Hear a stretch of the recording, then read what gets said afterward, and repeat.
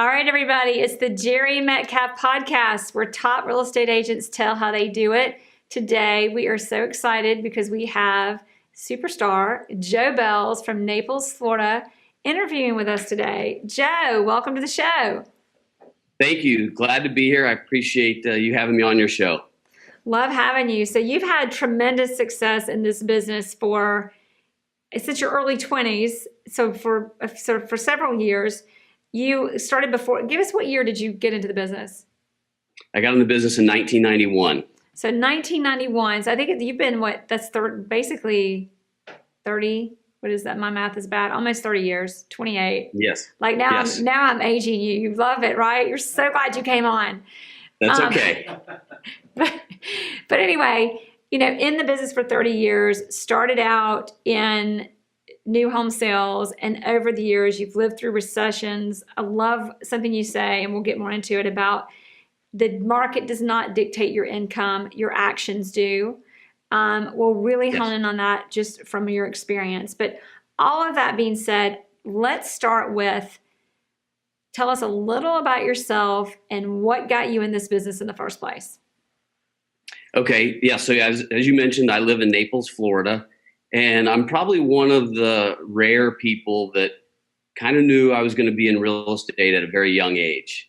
I was about maybe junior high, maybe even before that. There was a big regional mall being built by my home at the time. Mm-hmm. And I remember watching that mall get developed and this big, huge field get turned into a pretty spectacular commercial piece of property. And I used to always think how cool that was. And I always wanted to be a developer. And that was at a young age. And then my mom was a general real estate agent selling residential real estate most of her adult life. So between those couple of things, it was something I had a pretty good idea I was going to do from a young age. So not like a lot of people that do other things first and then go to real estate. I kind of went at it right away. You kind of fall into real estate. That's what I did. I was like, oh, that's cute. I'll get my license. And then I got it. And I got the bug and couldn't get out of it. But that was a good thing. Yes. That's awesome. So your first job in real estate was kind of a real job.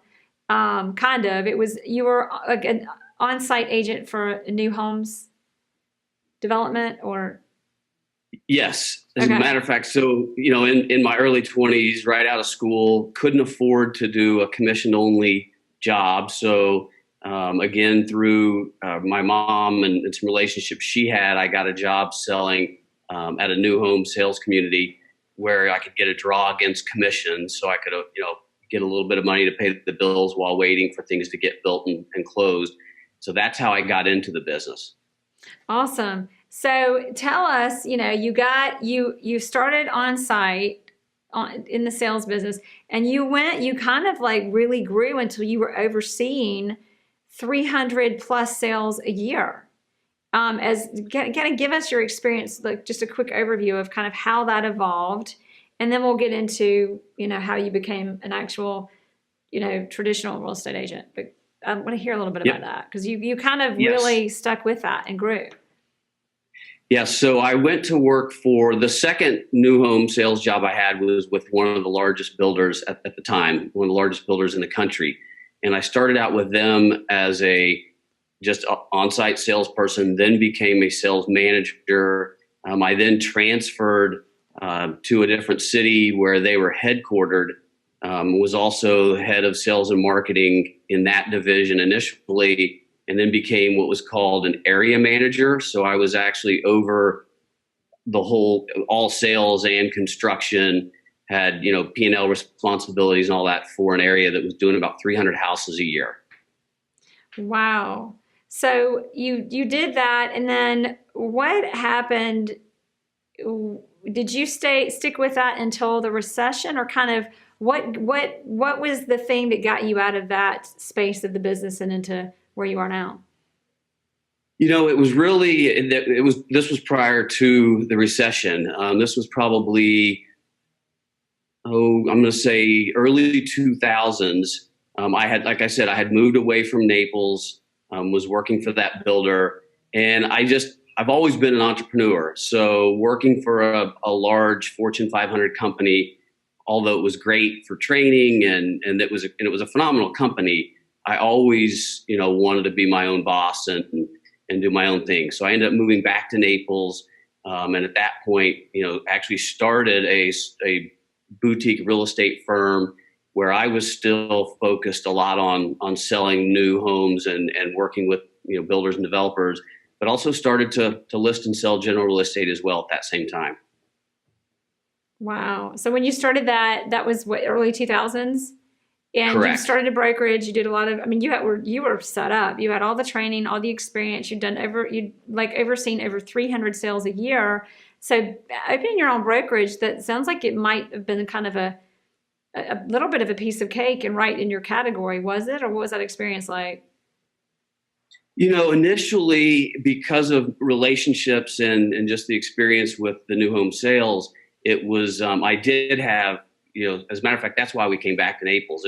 There was opportunities there that I had a couple of big developers say, if you'll move back, you can take over the sales of my communities. And so I had this built-in business that allowed me to do that. And then, a few years later, because in Naples, the real estate recession actually started in 2006. Most of the rest of the country, it was a couple years later, but exactly. 2006, we really got hit hard. And so when that happened, all of the new home sales opportunities, the developments, they all went away. Wow. So when that happened, what were you thinking? I was thinking that I had to focus all of my, really work on my skills to become a great listing agent and mainly focus on the general brokerage. And although I had done some of it the 4 or 5 years previously, this was the first time that was my main focus. So it was just kind of reinventing myself, working on a different set of skills, now having to do things I had actually never done before or hadn't done in much volume. So it was just one of those things. The market shifted and you have to make adjustments. So did you? Yeah. Yep. Wow. So what would be some advice in going into, and then we'll get to the present, but while we're visiting that part of your career, you kind of got to be an agent and have a job at the same time, but it probably had a lot of opportunity you probably had a little bit of your cake and ate it too. I'm only guessing here Yeah. So, I think that, and so going into new home sales initially was great, but there was also one of my biggest mistakes I've made in the early part of my career also happened during that time. Mm-hmm.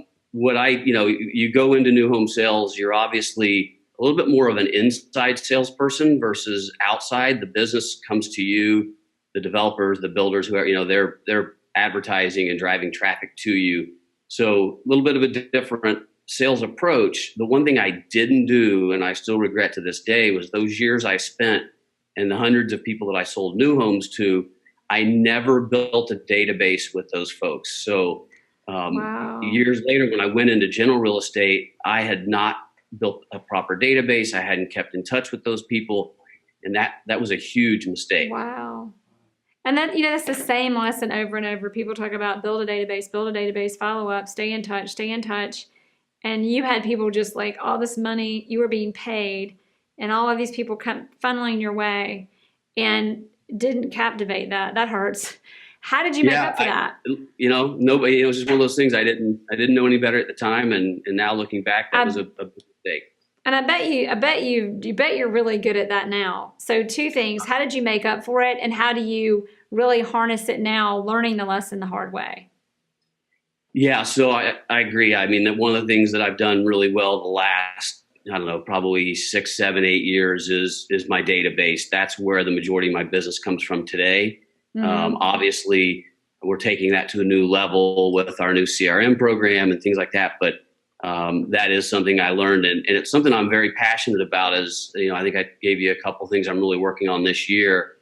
One of them revolves a lot around building a database properly and how to manage your quote unquote book of business. Exactly. 'Cause I think that's something that we can all capitalize from. Exactly. So before we get into all that, take us now. So you opened your own brokerage. before the recession. So at least you had that up and running. Then you hit the recession. You adjusted to the recession by focusing on listings. And probably, I'm guessing you learned short sales along with the rest of us? Or Yeah, I didn't personally do a lot of short sales. I did start buying and flipping foreclosures. So, okay. again, as the market shifted and that was where there was opportunity. And I was able to take some of my experience from, the home building business as well and parlay that into success with, buying and remodeling foreclosures. So didn't do as much with the short sales other than, we bought some, but we did a lot of, buying foreclosures at the courthouse steps and, remodeling and flipping those. So that became a big part of my business from about 2008 to 2011-ish. Mm-hmm. And then we come kind of, as we exit the recession, how did you adjust? So you were flipping a lot of houses and running your brokerage through the recession. And then we come out of the recession in 2011, 2012. And what changed for you then? Well, that's when we started to see opportunity to build new homes again. We had in the Naples market, especially the luxury market, there had really been no new homes built, for about 5 or 6 years. And there was a huge amount of pent up demand. So we immediately started buying luxury properties in some of our best neighborhoods, literally within, 5 or 6 blocks from the beach, in the areas that are walkable to our downtown. And a lot of times we were buying multifamily properties and rezoning them into, for example, one of the first ones I did, I bought it was 8 rental properties, and we rezoned it into 4 single family homes. And we were building, $3 million spec homes. Oh, that's fun. So because there's all this pent up demand nobody's bought a luxury home, nobody's done new homes. So that had to be fun. So now, so you go into that, and now since then, you've gone from, you've really covered the spectrum of what residential real estate has to offer, which makes it really, we're gonna do our best not to talk too long because now, or hone in on the really good stuff because there's a lot of it. But now you've had your own boutique company for, what is that, 15 years? Yes. And now you are an agent with Compass, which I'm sure that was an adjustment in and of itself. And how did that change your business, and how did you leverage, give us more of just how that changed your business, and then we're going to tap into how you've leveraged a lot of things over the years. Okay, so from about 2012 to 2016, most of my energy was developing luxury properties. Again, like all markets, things start to change. And in 16 and then definitely into 2017, the properties became too expensive. There was a lot more competition. The numbers just didn't work anymore for somebody who wanted to actually make money versus, do it for practice. Right. So obviously I started needing to shift my focus again. And then I got introduced to Compass. And I had always either, worked, had my own brokerage. I had never worked for a company at all like Compass. Never worked for a large national broker. So I had never experienced that. And I was always more passionate about the development business. And then I get introduced to Compass at a time when I needed to refocus on the general real estate business. And it was amazing. It's the first time that I actually now love going on a listing presentation, sitting down at the kitchen table with Mr. and Mrs. Jones and presenting, where before I did that because I kind of had to. Yeah. Now I do it because I love it. What do you love about it? I think that what's different from before is just the tools that I have now, the energy of the company, the marketing, the tools that we have. I never had any of that. So, and then the culture is a big deal. So, every day I'm around a lot of great agents and it's fun.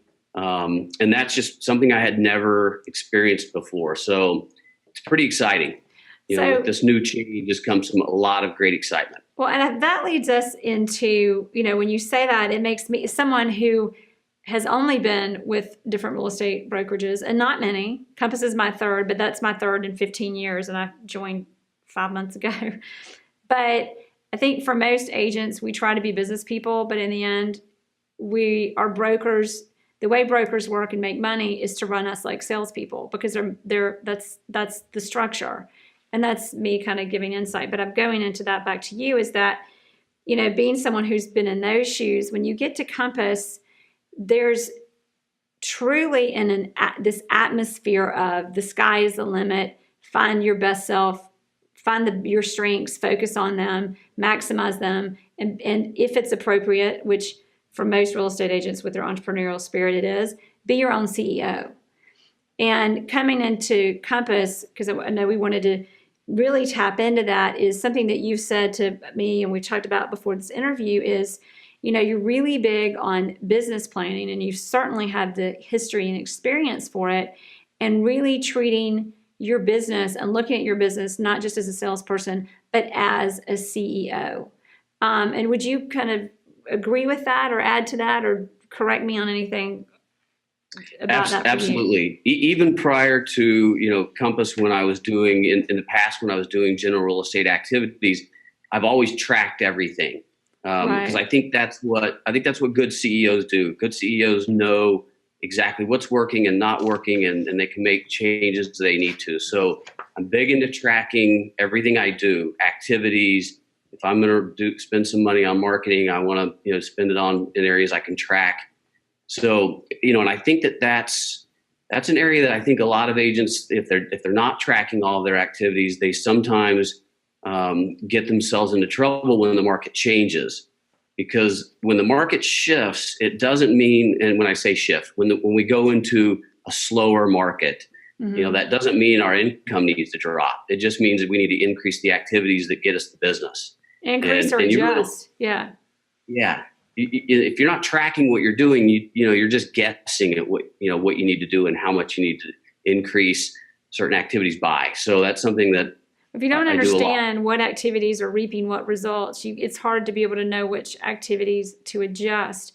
Now you're probably gonna laugh at this question, but as a salesperson, as someone who's been in traditional real estate for 15 years, what is your advice on the best ways? And do you have any? This might be too basic a question, but how do you track it? Do you have a spreadsheet? Do you have a CRM? Do you have like a business coach? What's the best way for you to really harness and know what activities are generating what? And so both. I do use a spreadsheet, and so I can track the activities with a spreadsheet. I also do have a business coach, which I've had for a number of years, and that could be a whole other interview talking about being involved in coaching and having the right coach. But yeah, I think it's it can be as simple as early on it was literally writing stuff on a notepad, and then eventually developing that into a spreadsheet that's not overly complicated, but lets me know. Look, even going back to one of the very basic things when it's time to do a business plan for a new year, like we're in January now, so hopefully we all just did that. You got to start by looking back at where did my business come from in 2017. What did I do to get that business, and is it something that's duplicatable? Can I do that again? And so what activities will result in increasing your business? So where did the business come from? How did I get it? And obviously those activities that result in listings, for example, just really tracking them, and that way when things start to slow down and you need more listings, you got to increase those activities. Exactly. And then where do you, so as far as your activities go, give us a few, and then I want to go into the things you focus on, but real quick on those activities and that spreadsheet, do you have categories in your spreadsheet you could share with us, or what are some basic activities that you kind of categorize your business and your business into? Yeah. So, over time, the activities have changed, but this spreadsheet will have, prospecting via phone, and that's different sources. And again, going back to coaching, there was a time that I think and you mentioned, taking advantage of your strengths. There was a time in coaching when I tried to do some things that I saw other people successful at, but really wasn't, something that I enjoyed or was very successful at. And I spent a lot of time trying to get better at some of those. And some of those were, prospecting for sale by owners, for example. That's just never been one of my strengths yet. Right. I know that people that it is. So over the years, I have found how to take advantage of the things I'm good at and not waste time on the things that I don't see the results. And, working my database, my past clients, my center of influence, networking through, whether it's playing golf or, other activities like that, that's what I'm really strong at. So that's where I focus a lot of my energy these days. Okay. So now I'd love to talk about you're big on business plan and your business planning. And if we can kind of get in your world and your head to learn from your experience, you've talked about there are 4 things in your business that you've worked on. I want to name them and then kind of let us know how you came up with this. And I'd love to elaborate on them a little bit. But before we go too deep into it, I want everybody to hear the 4. It's new home sales. We know why that's your strength. But new home sales, build listing inventory, develop a legacy program. I can't wait to hear about that. And using innovative Compass tools. So how did you come up with those 4 categories? So that's the main, those 4 areas are my main focus for 2019. So obviously we just finished, this last quarter, we finished our 2019, goals and plan. The new home development, new home sales, the difference now is that I'm not the developer. I am now listing a lot of new developments, which again is what I did years and years ago. But, for the last 6-7 years, I was the developer and I was selling my own properties as well. But now I'm focused on taking that experience and listing, other developers' properties. And we just opened a new home sales office in Old Naples, which is one of our, greatest neighborhoods. And we did that because I listed 3 projects that make up a city block in Old Naples. So very exciting opportunities there. So that's a big focus for this year and getting that office literally open this week.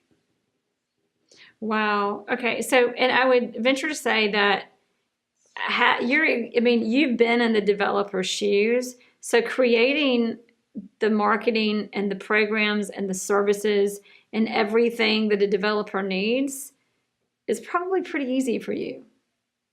I obviously have a lot of experience doing it. And the other thing I think that a lot of the developers like is that I've been in their shoes. So I look at things through their eyes as well. Right. And there's a lot of things that, that I always did with my own projects that I bring to them and try to make their life easier and be more than just their salesperson, almost kind of more of a partner. And a consultant advisor. So what are some examples you can share with us who don't have your experience? But for example, if you were a developer, what would be your biggest frustration with real estate agents? Like I, as a listing agent and a buyer's agent, but as an agent for 15 years, can tell everybody why. I know why everybody hates realtors and why they shouldn't. So as a developer, why would developers be frustrated with agents and what can real estate agents do about that? Well, I think the one thing that I know, one of the things I do that they really like is that I understand, and I'm passionate about like how the buildings are built, the products they're putting in.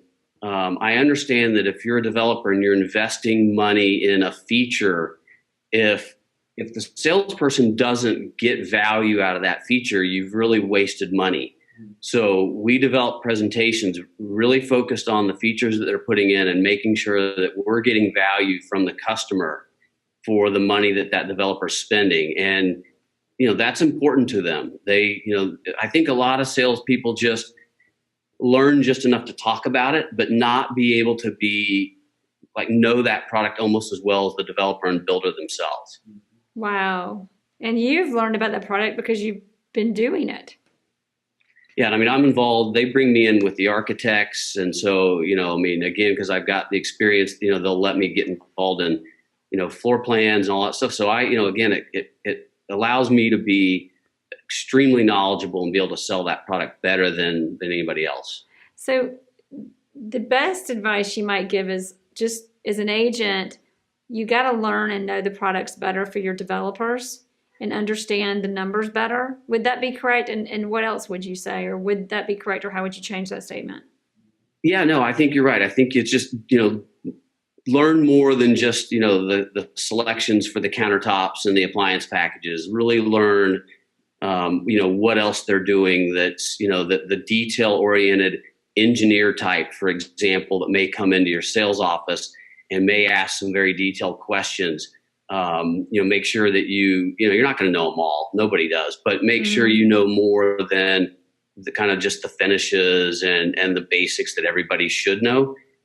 Try to learn as much as you can. Spend time with the actual on-site, superintendent, the architects if you can, if you're involved in the very early stages, so that you can get them to tell you the things they've done.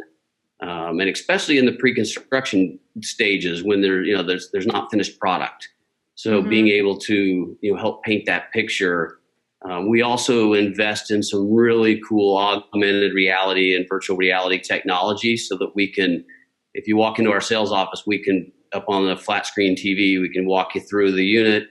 We can actually on screen change the cabinet colors, the countertop colors, the paint colors, so you can see exactly what the different selections are. And that's something that the size of projects that I'm marketing, nobody else has invested in that technology, and we have. So, those are the other kind of things that really set us apart. That's incredible. And the fact, what I'd love to hear is I know a lot of developers invest in that for selling, but as an agent representing new homes, you're investing that and bringing that to the developers, which makes you a little more, indispensable and valuable. And if we're marketing, that's something we should provide. Would you agree with that? Absolutely. I love that. And it's back to, on the topic of Compass, also, it's back to technology. A criticism of Compass would be, well, real estate's not a technology business, it's a relationship business. But what else is technology but something to enhance relationships? Or one of my favorites is Ford, with a quote by Henry Ford, if I'd asked my customers what they wanted, they would have said a faster horse, but I gave them a car. Yeah. So you've got new home sales, and then the next category that you're really looking at and working on in your business plan. Well, first of all, in new home sales, what kind of, I guess, is it you're going to focus, or you establish goals within new home sales that you're going to achieve each year or this year? Yes. So right now, like I said, we've got 3 projects we're working on that are multifamily projects. I say multifamily condominium projects. And then I've also have some other, I've got some builders who are doing, single spec homes and stuff like that. So we have those in our listing inventory. And yes, we have for 2019, we have goals specific to all those projects and have invested in this office that's basically right in the middle of this block that's getting redeveloped. So not only will it be myself, but I've got a team of a couple of other agents that are going to be working with me to staff that new home sales office. And that's actually, again, kind of a whole other story. We're creating a very unique experience within that office, different than anything else you'd see in Naples, probably something you'd be more likely to see in, some of the bigger cities and, bigger projects. So it's kind of a unique opportunity. And listening to everything you've got going on, how many people are on your team? It sounds like you need like 100. No, up until about 60 days ago, it's been myself and 1 full-time assistant. And now I have brought on, I do have a couple of other people who have just recently joined my team.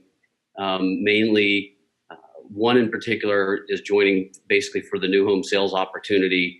And just before that, I did have one lady who also came aboard, who's been doing, she's doing general real estate as well as we'll be helping with the new home sales. And then we'll probably tap into some of the other Compass agents that want to take advantage of this opportunity as well, but not necessarily be on my team. Oh, that's smart. Wow. So it sounds like you're going to have to, because that's on the 3 developments you've got coming, they're probably in the development stage. So you're doing a lot of the augmented and virtual reality. So it's not like you've got agents that need to be on 3 different sites right now. Correct. It's one location. So the next section of your business planning and treating your business like a CEO is building your listing inventory. Share with us a little bit about what that is for you. Yes. So as you know, I think a lot of parts of the country are starting to see a little bit of a slower growth phase within the market. And we haven't really hit that yet, but I'm assuming it's coming soon. And so again, if the market starts to shift and things get a little slower, instead of 80 to 90% of my listings selling, my past experience will tell me that could drop to 60 or 70% of my listings selling. So if you want to do the same numbers or more, then that just means you got to have more inventory. So that's a big part of our business, and we're taking advantage of some of the Compass tools to help us build that inventory as well. That's awesome. So tell us a little bit.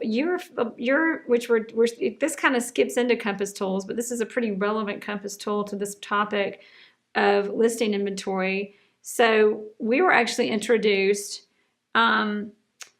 because you've had some really great success with Compass tools. Give us a little bit that you can share. I think, was it the staging or the Compass Concierge tools that you used, or give us some examples of what you've done with the Compass tools to help grow that, because there's probably like 10 we could think of, but what are some more powerful ones? Yes, you're right. You and I got introduced because one of the sales managers thought that it would be a good idea for you and I to talk a little bit about Compass Concierge. It was Jeff Polishuk. Correct. And so Jeff, I apologize if I pronounced that wrong. He's going to kill me. He's used to being abused. He came from Zillow. So, and I mean that in a good way, everybody. All right. So go ahead. So Jeff did introduce us and said, hey, you guys might want to talk about the Compass Concierge. And again, always trying to look at unique ways to get business or build our business. I think the Compass Concierge program is an unbelievable tool. And I immediately had some success with it when the program rolled out, and then have since kind of trying to take it to a different level. So and again, this kind of goes back to my early days in new home sales, where we would have never built a model home and not furnished it. Mm-hmm. So, you start looking at the resale business and you think, okay, if builders, developers, if they always invest a lot of money in merchandising their models and furnishing them because they know that's what helps them maximize their sales price and their velocity, why wouldn't we be doing the same thing in the general real estate business? So, exactly. It was kind of a natural for me to start, looking at, and again, as a developer, every spec home that we built, if it wasn't sold when we finished it, and these were all $3.5 to $6 million houses, mm-hmm. if it wasn't sold when we finished it, we totally furnished it and then sold it furnished. So I've always been a big believer in quote unquote staging. And so why not do that for your clients? With Compass Concierge, we have the resources to do it for our clients without any upfront expense from them, which drastically lowers the risk.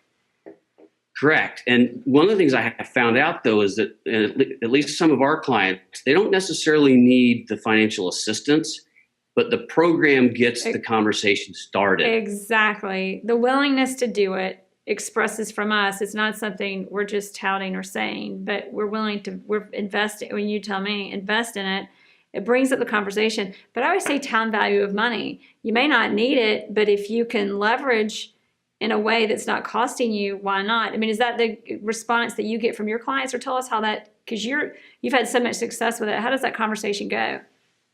Yeah, well, just like you said, the fact that we're willing to invest in it tells the customer that we believe in it.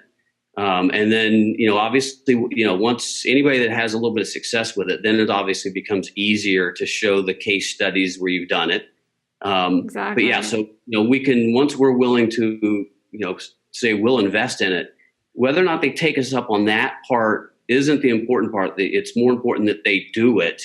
And to be honest, it's perfect for Compass if in cases where the customer doesn't necessarily need the financial assistance, but they go ahead and do the staging. We get the house sold faster at a higher price. Exactly. Everybody wins, and so it's a phenomenal program. And there's a lot of ways to use it to get more business, and we're doing that with one of the biggest furniture retailers in Naples. However, they're more than a furniture retailer. They have 20 interior designers on staff, and they've never done staging. But I went to them and I told them to partner with Compass, and they agreed. And so now they've started a staging division, and we're kind of trying to take staging for the Naples area to a different level as well.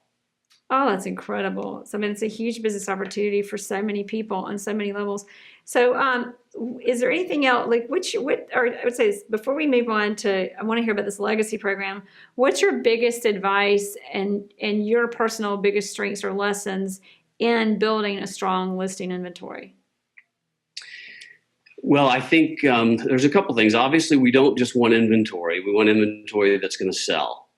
So right now, again, I look at the ways that I can get business this year. There's all the, as I mentioned earlier, my past client center of influence, database is my biggest source and has been for a long time. But I also now look at like the Compass Concierge program, and there's going to be ways for the staging company that we're partnering with. They're going to be opening doors for me to get listings. And so, we're trying to look at, like you said, if you just say, okay, let's go after expired listings, there's 20 agents on the phone at 8:00 in the morning, all calling the expired listing. What if instead of an agent calling, what if it's the interior designer from the design firm that calls and says, I saw your house didn't sell, and I looking at the pictures, do you think some staging may have helped? Oh, by the way, we have a partnership with a company in town that even fronts that, and so they can help us get in the door. It's huge. It's huge. I love that. That's awesome. I mean, those are some great. I bet you've got like 100 more, because that's such a great idea, and that's giving even me more ideas. Is there anything else we want to add on that listing inventory before we go on to learning about your legacy program? No, like I said, the other key piece is, be great at pricing, because we don't want, especially as things get slower, we don't want to just take listings. We want it priced right. And then we got to also be good at getting adjustments as we need them, so that we're not building just a bigger inventory of things that aren't selling. And then we've got people, unhappy with us. On that, now that you said that, I want to know more. What is your advice on, because that can be a difficult conversation, especially when sellers don't mean to, but we're all people. They often will hire on the agent that made them feel better about a bigger price, as opposed to quote, learning from reality. What is your advice, or how do your conversations go to get that? And do you tend to lose listings on that conversation? Or are you able to have a conversation in a way that they listen and understand? Yeah, I mean, we will all lose listings for various reasons. And, agents who go in and give an inflated price and win listings that way, I mean, there are times that, no matter what you say, you may not win that. But that's also one that I'm not going to worry too much about, because if the seller doesn't want to be realistic on the pricing, then, it's probably one that we really don't want anyway. And I think it's, being okay with not getting every listing. I mean, that's not going to happen. Well, so just being honest with people and telling them what they need to hear versus what they want to hear, and you're going to lose some. It's clear. I love listening to you talk, because it's so clear. There's a little mindset sometimes of us in this business of thinking from a place of this idea, because it's not untrue, but this is a very competitive business, but this idea that there's a scarcity of inventory, or a scarcity of opportunity. And the way the biggest thing I'm getting out of you is you're approaching it from there is an abundance of opportunity. It's the way that you take action and how you capture it, not being afraid of what you lost or who said no, because who said no just did you a favor. And no is always better than a maybe. But really Yes. honing in on the abundance of the opportunity and making sure you're harnessing the good opportunities, not just opportunities to put your sign in the yard and have a listing that doesn't sell and cost you money.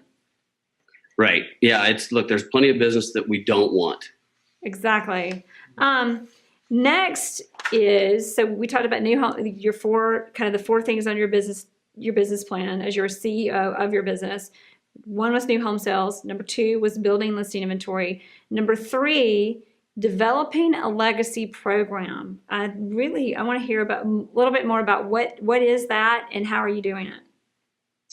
So going back to my mom being in real estate, basically her whole adult life, I watched her like thousands and thousands, hundreds of thousands of agents before her spend their adult career in the business. When they get ready to retire, they just walk away, and everything they did for however many years, they just walk away from. And especially as we've become more and more into creating the databases and working our past clients and our center of influence, we all have an opportunity to build a business that's worth something when we're done. And I've thought about this in other industries. If you're in the insurance business or the financial services industry, when it's time to retire, your business gets transferred to somebody else, and you either get paid for it then, or it's paid out over time. The real estate industry's never really done that, and there's an opportunity for it. And so I was talking to, it was Jeff Polishuk, the same sales manager we were discussing. Yeah. This was a few months ago. I was telling him about wanting to, buy other agents' business. And he said, I'm pretty sure there's a strategic growth manager with Encompass that's been working on something like this. So he introduced me to one of the top SGMs in the country who had started to develop this legacy program. And he and I have been working on it to fine tune it. And so the goal is people that are either moving, getting out of the business for whatever reason, retiring, their business is worth something. And if with the right plan in place, the right strategies, a well thought out, executable plan, we can help those folks get the most financial reward out of that book of business when they're ready to turn it over. So tell us a little bit that you can about how that works and how you're going to implement what your plan is. Well, the biggest thing is just having a strategy. So I think the normal thing we all see is that someone feels like they're getting close to retirement. They bring on, if they don't already have some sort of a junior agent to them, they bring one on. And the plan is when they retire, they hand the business over to that person, and they kind of hope to get referral fees over time and get some money out of what they've done. And there's nothing wrong with that strategy. It's been used, and a lot of people do use it. But instead of, bringing on a junior agent that you train for a year or two and then handing your book of business over, kind of hoping to get the most out of it, what if, some very experienced agents have a detailed plan that says, here's exactly what we're going to do. Here's how we're going to work together. Tell me about your book of business. Tell me how big it is. How have you marketed to it? How have you gotten business out of it in the past? Let's make sure we're doing what's worked for you, and that you're comfortable with.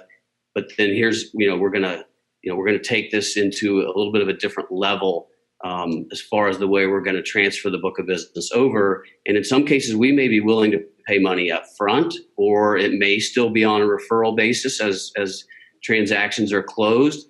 But we're going to be able to, really give somebody an opportunity to maximize their financial benefit for all the years they spent in the business. So it sounds like a collaboration with experienced agents as opposed to junior agents who, as we know, you never know how long and how well they're going to make it in the business. Correct. Awesome. And also we're learning. I mean, look, we just look in the last couple of years at all the acquisitions that Compass has done. There's a tremendous amount of knowledge within our company about what to do and what not to do, and why not take that down to more of the agent or the team level.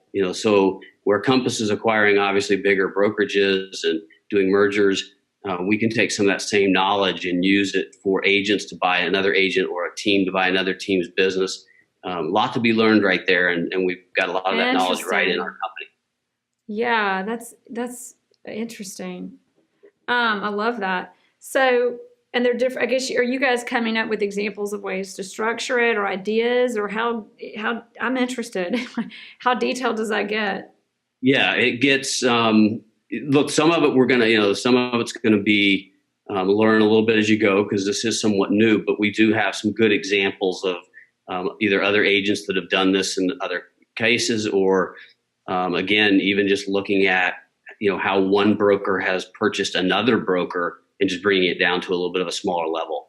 Awesome. And so we've got new home sales. Your business plan is focusing on new home sales and really providing services and differentiating the way no one else does, building listing inventory. So as the market shifts, you're prepared, and doing it with Compass tools and doing it with, again, resources that no one else has. Developing a legacy program the way people have never done it before, so that you're not just kind of compromising, but you're collaborating and maximizing with other people. So you've got a more sure way of success that's more lucrative for everyone and a better situation for your past clients as you move forward. And then the last one is using innovative tools, which of course includes Compass tools. So we've already really talked about that, but before I want to move on to my final three to close this out and wrap it up. But before we do that, is there anything else that you want to tap into on your business plan in general and using innovative tools, Compass tools or otherwise?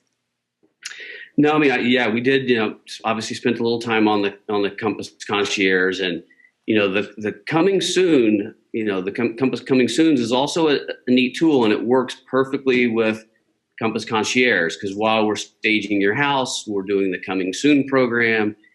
We've got a house that's coming on the market this week that we've had about 6 weeks to get the property ready for the market, and so during that time we've been able to utilize the Compass Coming Soon and a lot of those tools, and so we're super excited to get that house on the market this week, and expect that we're going to have tremendous success very quickly, because we actually were able to utilize that. And then the other one that I'm super excited about is the bridge loan program.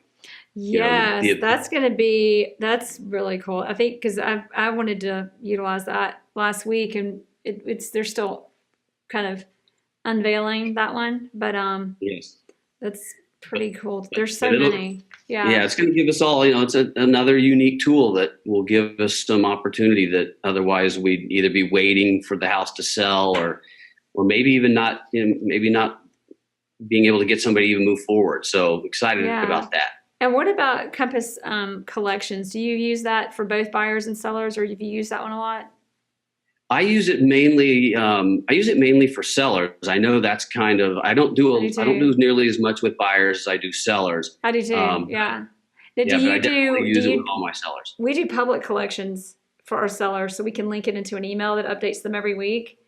Do you do a public, private, or sometimes we'll do both, but we really do a lot of public for them just because we can control how they receive it, and there's nothing really confidential going on in our conversations about what's out there. But what's your, because that's not leveraging some of the benefits of it.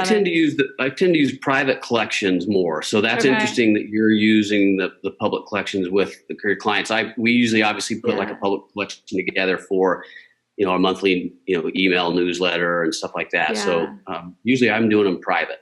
Well, I do an update every week. We do an update of everything going on with the listing, from the number of showings, open houses, feedback, what the market's doing, what we're doing, what our marketing is.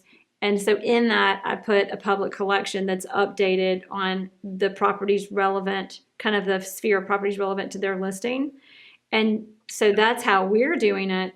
We also set them up on private, but we've tended to stick more to that one, interestingly, because we like to put it all in one place.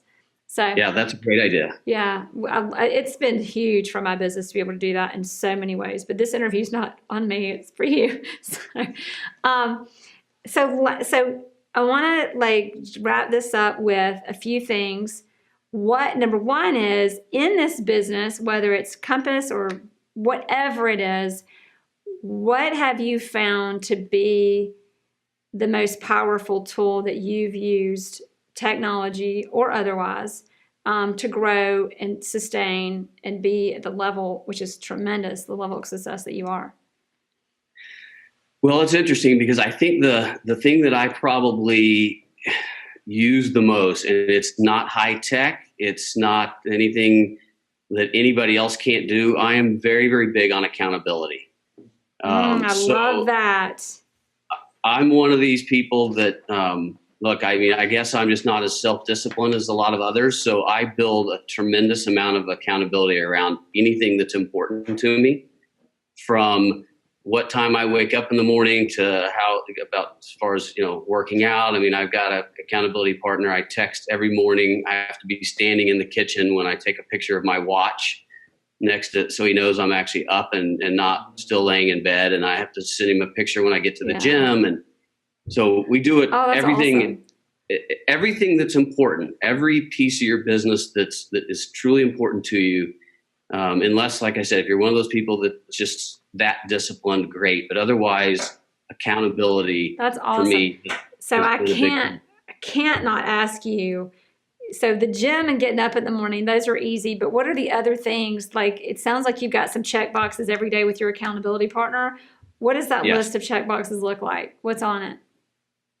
So again, going back to how many listing presentations, and this is now more with my business coach, committing to, we talk about business planning. I think we've kind of referred to more of like annual, but it boils down to basically weekly and daily plans as well. And, how many listing presentations am I going to go on this week? How many listings am I, planning to take this month? How many listings sold, how many buyer sales, how many price reductions. So all of the key components to our business, there's goals around that are all tied to meeting the annual goal, and that's all done on a weekly basis. That's awesome. So you've got a long list of stuff that every week you're like, I did, you check all those boxes of what you did this week, and do you set new goals every week, or do you say or every month for every week or every day, or how does that work? Yeah. So what happens typically is, it's all kind of looked at on the annual basis, and then that kind of boils down to what do I need to be doing, weekly, even daily. And so more weekly is more the plan for that week. So on Sunday, it's usually, Sunday evening, kind of looking and going, okay, this week, this is the things I need to be doing.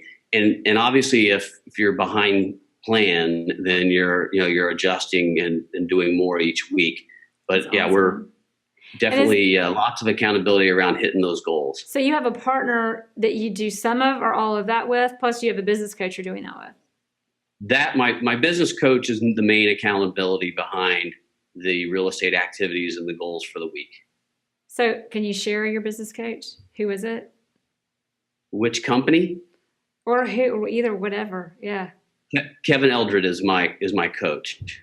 I'm liking Kevin. I need some Kevin. That's awesome. Kevin's awesome. Kevin's based out of Syracuse, New York. Okay. Wow. All right. So next, what book, and if you're not a reader, just think of something that's influenced you. But what influence, usually it's a book, would you most recommend us, or that's most impacted you in your life and career? Think and Grow Rich. That's a good one. That's like the basis of every self-help book out there. And it's Napoleon Hill, right? Correct. So tell us, for you, what's your biggest takeaway and aha from that book? I think there's so many principles in that book, but definitely knowing your definite purpose. So what is it in life that you're really trying to achieve, and staying extremely focused on that, and being, having a tremendous amount of desire. Don't let anything get in the way. So I think those, knowing exactly where you're headed, and then, the desire to get there no matter what. I love this. And know your purpose, desire, passion, and keep your focus. Don't lose it. Stay on it. Right. This is obviously the last question, but what is the one thing that you would hope, if we were only going to take one thing away from this interview, what would you have it be? I think the biggest thing would be track your activities. It kind of rolls into just coming back to the whole business planning. So if you don't know where you're headed, you're never going to get there. Or you're always going to get there because you don't even know. But you know what I'm saying? Don't know where it's going to be. It could have been somewhere a lot better, right? Yep. So just if you're not already tracking your activities, which I know a lot of agents don't. So if you're not already doing that, start, because when the market shifts, if you know what works and what doesn't, then when you need to start shifting your activities, you'll at least have a basis. If not, you're guessing. And I've lived through the last real estate recession, and so I have a pretty good idea of what I need to do if we were ever to get that slow again. So if you're not already tracking your activities and seeing what works, start. Awesome. Okay, everybody's wondering, Joe, what is it you would do if we had another recession? If there's any way to put that that's simple.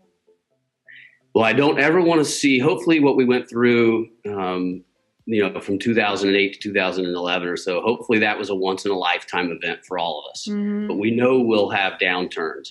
And as crazy as it sounds, we actually could use a little bit of one in our market. It reduces the competition. It creates opportunities. So, yeah. I'm not afraid of that. You just take advantage of the opportunity. Just keep your eyes open to it. Awesome. Yep.